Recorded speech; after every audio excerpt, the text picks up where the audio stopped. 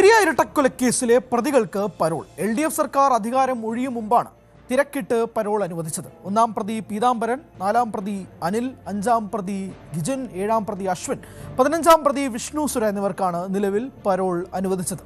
20 ദിവസത്തേക്ക് പരോൾ ലഭിച്ച ഇവർ ജില്ലയിലെത്തി. മാനദണ്ഡങ്ങൾ ലംഘിച്ചാണ് പരോൾ അനുവദിച്ചതെന്നാണ് ആരോപണം. വളരെ വിഷമത്തിലുള്ള ഒരു കാര്യമാണ് ഇവർ ചെയ്തുകൊണ്ടിരിക്കുന്നത്. അത് ഇപ്പോഴും മാത്രമല്ല, ഇവർ ജയിൽ ശിക്ഷ കിട്ടിയ ഉടനെ തന്നെ 1 മാസം കഴിയുമ്പോൾ തന്നെ ഇവർക്ക് പരോൾ കൊടുക്കാൻ തുടങ്ങിയതാണ്. അത് പിണറായി സർക്കാർ.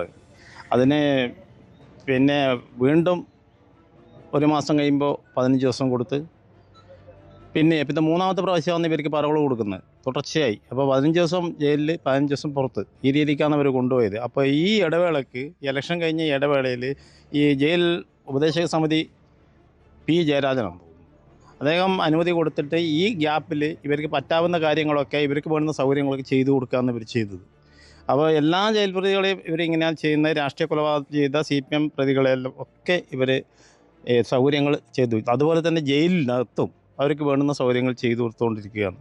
അപ്പോൾ അതിൽ വളരെയധികം വിഷമം മാത്രമല്ല, ഇതൊരു വലിയൊരു പ്രശ്നങ്ങളിലേക്ക് പോകുന്നൊരു സാധ്യതയുണ്ട്. കാരണം എല്ലാ ആൾക്കാരും ഇപ്പോൾ ക്ഷമിക്കില്ല. മുമ്പേ നമ്മുടെ സ്റ്റേഷൻ പരിധിക്ക് അകത്ത് മാത്രമേ, അകത്ത് ഇവർക്ക് വരാൻ പാടില്ല എന്ന നിർദ്ദേശപ്രകാരമാണ് കോടതി പരോൾ അനുവദിച്ചിട്ടുള്ളത്.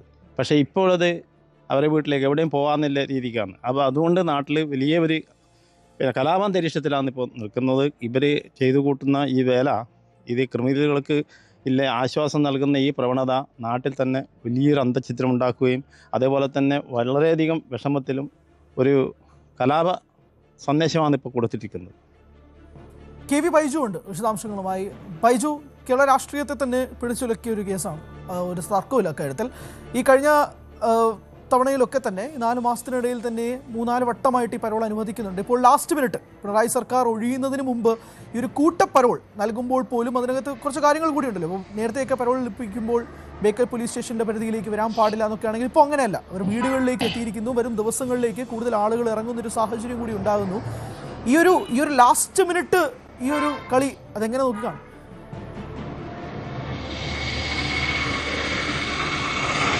ഹരി, അത് തന്നെയാണ് ഇതിൽ ഏറ്റവും പ്രധാനം. അതായത് ഈ കേസിൽ 10 പേരാണ് ഇപ്പോൾ സെൻട്രൽ ജയിലിൽ ഇരട്ട ജീവപര്യന്തം ശിക്ഷ അനുഭവിച്ചുകൊണ്ടിരിക്കുന്നത്.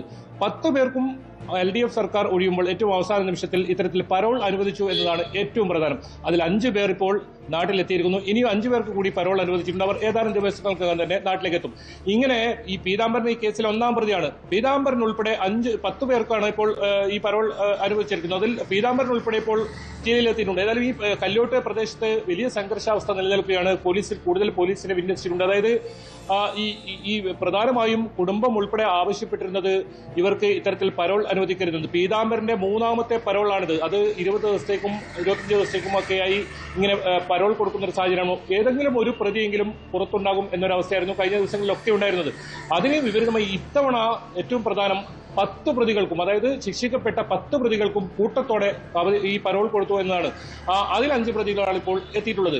എന്നാലും ഈ പെരിയ കല്ലോട്ട് പ്രദേശങ്ങളിൽ വലിയ പ്രതിഷേധം ഉയർന്നിട്ടുണ്ട്. ഇതുമായി ബന്ധപ്പെട്ട് നമുക്കറിയാം, UDF സർക്കാരാണ് ഇപ്പോൾ അധികാരത്തിലുള്ളത്. UDF സർക്കാരിൽ പ്രധാനമായും മുഖ്യമന്ത്രി VD സതീശൻ ഈ ഒരു വിഷയത്തിൽ സജീവമായി ഇടപെട്ട ആളാണ്. ആഭ്യന്തരമന്ത്രിയായ രമേശ് ചെന്നിത്തലയും സജീവമായി ഇടപെട്ടതാണ്. ഈ കേസിലൊക്കെ വലിയ തോതിൽ ഇടപെട്ട ആളുകളാണ് ഇവർ ഈ ഒരു ഭരണം വന്നതിന് തൊട്ടു പിന്നാലെ തന്നെ ഈ പ്രതികൾ പുറത്തിറങ്ങിയത് വലിയ ഞെട്ടലോടെയാണ് ഇവർ കാണുന്നത്. അത് നേരത്തെ ഹരി സൂചിപ്പിച്ചതുപോലെ തന്നെ LDF സർക്കാരിന്റെ അവസാന നാളുകളിൽ അവർ ഇത്തരത്തിലുള്ള പരോൾ അനുവദിക്കുന്ന ഒരു സാഹചര്യം ഉണ്ടായത്. ഇതിൽ പ്രധാനമായും ജയിൽ ഉപദേശക സമിതിയാണ് ഇതിൽ തീരുമാനമെടുക്കേണ്ടത്. കോടതിയിൽ കൃത്യമായ ഇത്തരത്തിലുള്ള റിപ്പോർട്ട് നൽകി അങ്ങനെയാണ് ഇവർക്ക് പരോൾ ലഭിക്കുന്നത്. പ്രത്യേകിച്ച് ബേക്കൽ പോലീസ് സ്റ്റേഷൻ പരിധിയിൽ ഈ പ്രതികൾക്ക് പരോൾ അനുവദിച്ചാൽ അവർ ഈ പരിധിയിൽ വന്നു കഴിഞ്ഞാൽ അത് വലിയ ക്രമസമാധാന പ്രശ്നമുണ്ടാകുമെന്ന് രഹസ്യാന്വേഷണ വിഭാഗം നേരത്തെ തന്നെ റിപ്പോർട്ട് നൽകിയതാണ്. പക്ഷേ ആ റിപ്പോർട്ടിനെ എല്ലാം അവഗണിച്ചുകൊണ്ടാണ് ഇത്തരത്തിൽ യഥേഷ്ടം പരോൾ ഈ പ്രതികൾക്ക് നൽകുന്നതെന്നാണ് ഗൗരവം വർദ്ധിപ്പിക്കുന്നത്. അത് തന്നെയാണ് കുടുംബം. ഇപ്പോൾ നമ്മൾ ഈ ബൈറ്റ് കേട്ടത് സത്യനാരായണനാണ്.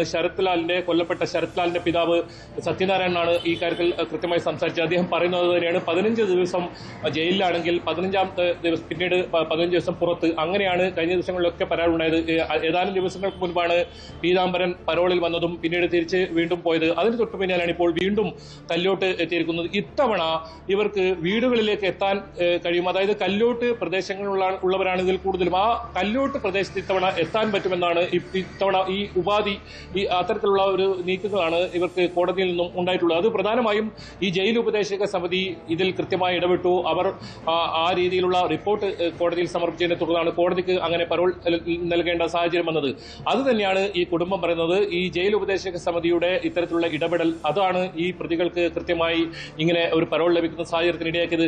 പ്രധാനമായും കുടുംബം ആവശ്യപ്പെടുന്നത് ഈ സെൻട്രൽ ജയിലിൽ നിന്നും ഇവരെ മാറ്റണം, അതായത് അതീവ സുരക്ഷാ ജയിലായ വിയ്യൂറിലേക്ക് മാറ്റണമെന്ന ആവശ്യം ഇവർ നേരത്തെ തന്നെ ഉന്നയിച്ചാണ്. പക്ഷേ LDF സർക്കാർ അത് ചെവികൊണ്ടില്ല, അത്തരം നടപടികളിലേക്ക് അവർ കടന്നില്ല. അതിന് പകരം ഇവരെ കൂടുതൽ സമയം പുറത്തേക്ക്, അതായത് പരോൾ നൽകുന്ന ഒരു സാഹചര്യം തന്നെയായിരുന്നു ഉണ്ടായിരുന്നത്. ഏതാനും മാസങ്ങൾക്ക് മുൻപാണ് വലിയ വിവാദമായത്. കൂട്ടത്തോടെ ഇവർക്ക് പരോൾ നൽകിയത്.